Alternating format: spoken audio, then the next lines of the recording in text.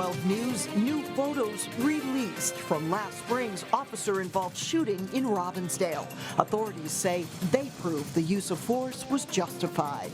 Plus, just when two big road projects get done next fall, another begins. We are closing 169. And getting ready for a big night of music. Why Friday night in Plymouth will be bittersweet. 12 News starts right now. Hello and thanks for joining us. In a summer filled with major road construction projects all over the metro, MnDOT announced this week even more gridlock is on the way. Major improvements are set to begin next year on Highway 169, and as Delane Cleveland reports, drivers throughout the West Metro will feel the impact for a while. On any given day, thousands of cars drive on Highway 169 to get from point A to point B. Right now I drive from Shakopee up to here in Golden Valley. For Shakopee resident James Annunciacion, point B is General Mills, where he's worked for nearly 2 years. It takes roughly anywhere from 30 to 35 minutes during rush hour, so I couldn't imagine how much longer it's going to take with construction going on. It's something he'll have to think more about over the course of the next year because his route to work on 169 will undergo major repairs. Starting next fall, MnDOT will close this bridge over 9 Mile Creek in Hopkins. That closure will last for an entire year, which means that drivers are going to have to look for alternatives. Yeah, that's definitely something I need to look more into, is looking at what are the routes can I come up from the south to get where I need to be. Question about the schedule. People brought similar concerns with them to a MnDOT open house Wednesday night. There is a project website to be updated throughout the project. Some people didn't exactly welcome the news with great fanfare. That's what I was hoping to talk to somebody about, just see if they have any other alternatives other than closing it totally. Others say finishing it in 1 year is better than 3 years. Yeah, I would just soon get it all done. You know, if you're going to do it fast. Doing it fast is one silver lining, but MnDOT also offered up another one Wednesday night. The full closure would only happen when we have removed the lane restrictions on 494 and Highway 100. A bit of welcome news for commuters who've dealt with a summer of gridlock. Especially living in Minnesota, I think road construction is a necessary evil. In Golden Valley, Delane Cleveland, 12 News. MnDOT officials say the project needs to happen to improve driver safety, make the roads smoother, and create a longer-lasting bridge. The project is expected to cost up to $87 million. Meantime, there's another weekend closure on Highway 100 that could impact your plans if you're traveling to the South Metro. Southbound Highway 100 will be closed at Crosstown Highway 62 in Edina starting at 10 p.m. on Friday. The exit loop to eastbound 62 will also close. The road and loops will reopen by 5 a.m. Monday morning. Larger stretches of either north or southbound Highway 100 will close over several more weekends in the later fall. Hennepin County Sheriff's investigators have cleared a Robbinsdale police officer who shot and injured a woman armed with a knife on April 16th. It was a case where some residents said too much force was used. A bystander used a cell phone to record the aftermath of an officer-involved shooting in the 3700 block of Hubbard Avenue in April. After a sheriff's office investigation, police say Sergeant Thomas Rothfork acted appropriately when he shot 18-year-old Tania Harris. Today, police released pictures taken from a police car's video camera. The first picture shows a woman brushing past the officer.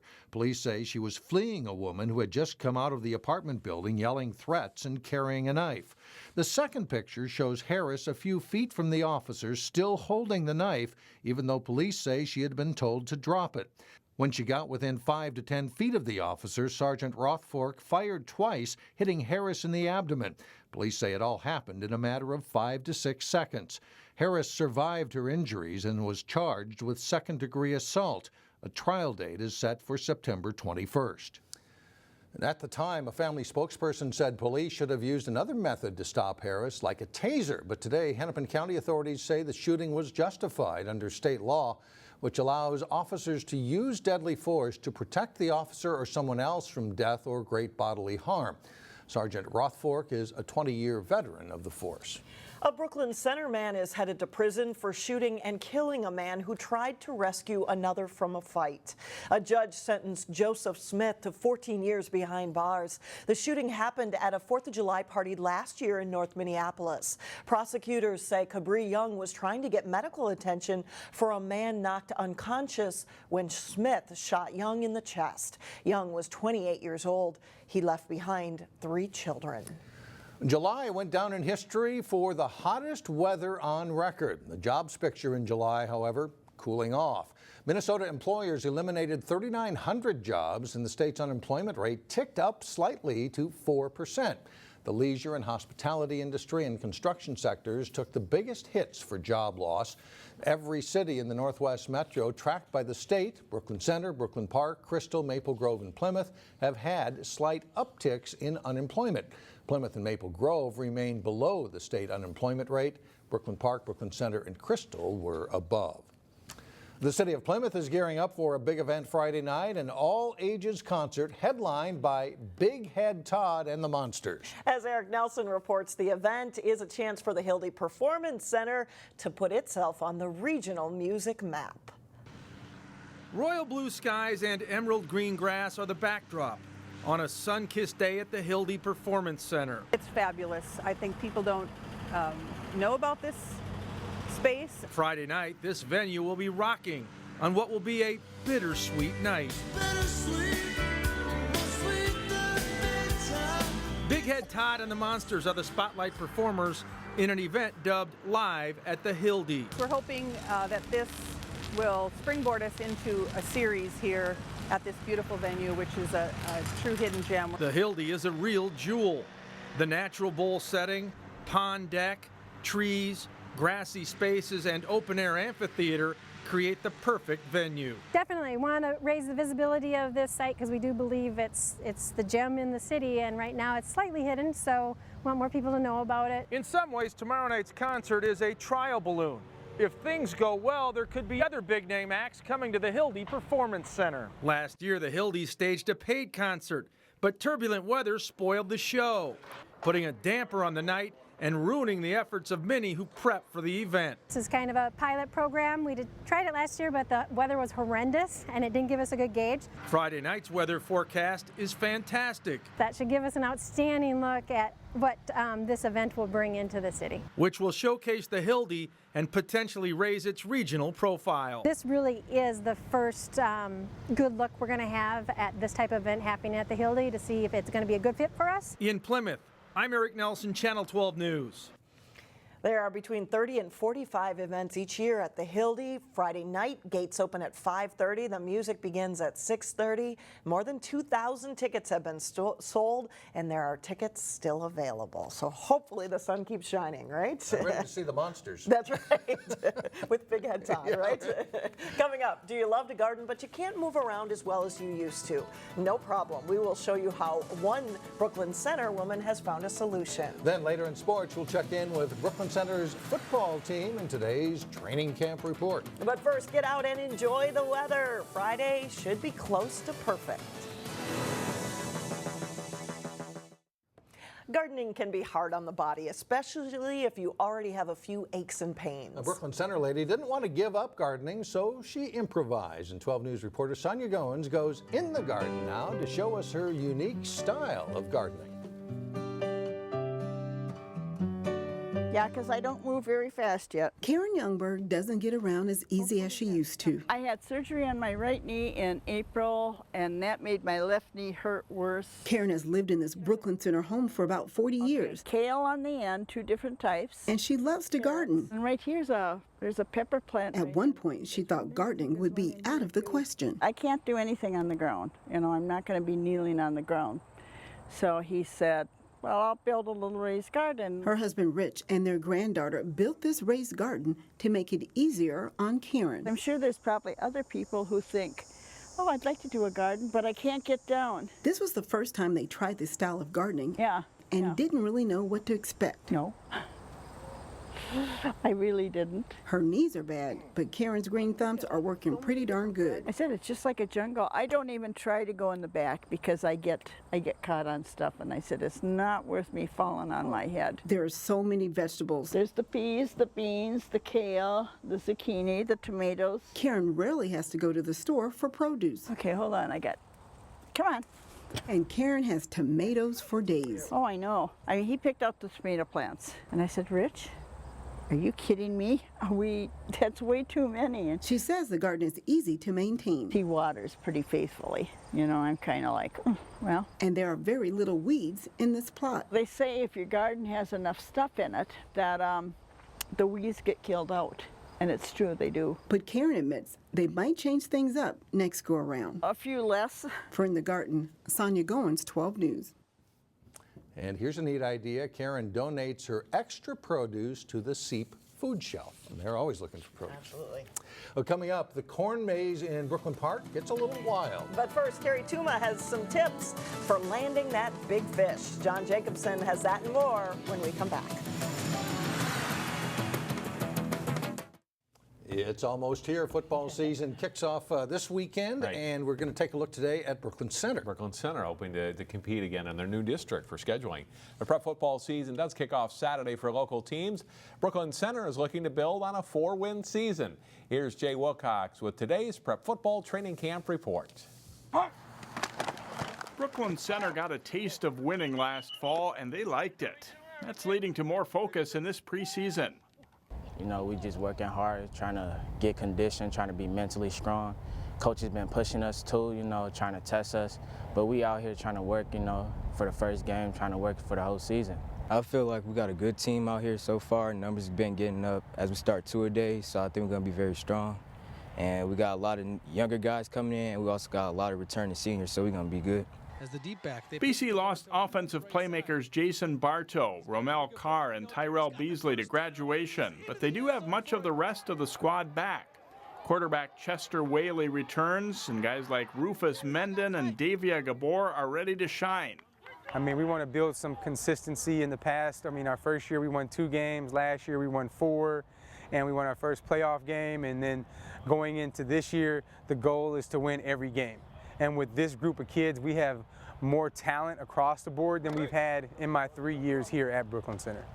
Opponents change with district scheduling this season. BC will play a few more close-by teams like Fridley and Minneapolis North. Yeah, it's kind of exciting because, like, the teams that we play now, we're going to know, like, personally, we know some of the players on the other teams, so it's going to be fun playing against them. I think it's kind of fun because we play some local teams that are in our area and some of the same student demographics.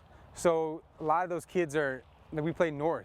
I mean, what better team to play in Minneapolis right now than a team that was a game away from a state championship game? They'll have some challenges, but the Centaurs hope to continue their recent improvement. Jay Wilcox, 12 Sports. The Centaurs were just under 500 last fall at 4-6. 7 offensive and 8 defensive starters return for Willie Finley's 3rd season. The Centaurs open at Fridley Saturday evening. In addition to Brooklyn Center's game, there are a full slate of games in the area on Saturday. Maple Grove is at Osseo in a great Week 1 opener. You can watch the game live on Channel 12, 2 p.m. Saturday. It's on 12 and at 12.tv. We'll preview that game Friday starting at 4 here on 12 News. In other day games, Wayzata hosts Blaine at 1. Hopkins takes on Coon Rapids in a game that has just been moved from 7 p.m. to 1 p.m. at Hopkins. Champlin Park is at home to take on Minnetonka at 1. Armstrong plays Chanhassen at home at 2. While Park Center plays at Bloomington Kennedy at 2 o'clock. Saturday night in 7 o'clock starts. Totino Grace hosts Eden Prairie in a rematch of the Class 6A Prep Bowl game. Cooper is at home. They host Bloomington Jefferson. Also it's Breck at Providence Academy, Benil St. Margaret's at Orono, and West Lutheran traveling south to play Alden Conger. If you're not satisfied with just catching fish, that you want to land the big one, this week's Channel 12 fishing tip is for you. Here's Terry Tuma.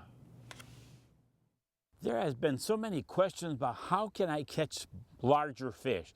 Well, first of all, pick out lakes that offer bigger fish. There's lakes that are not going to offer big fish, and you can check with maybe a local bait shop, the DNR, some of their reporting. You can go right to their website, and that'll help with the lake maps and so forth. There's creel census and their surveys. That's another factor.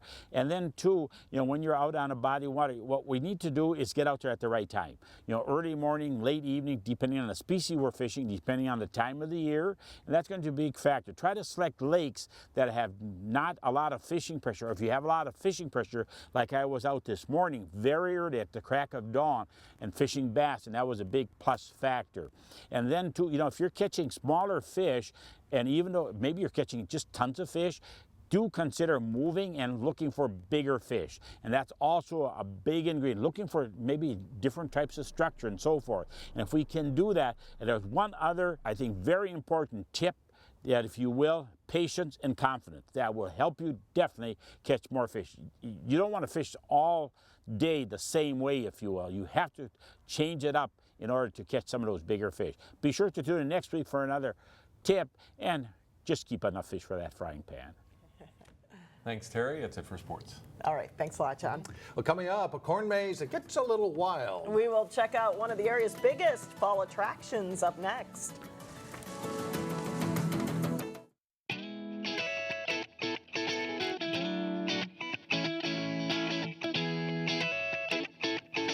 Coming up Friday on 12 News, big changes are ahead for the Osseo School District as back-to-school preparations kick into high gear.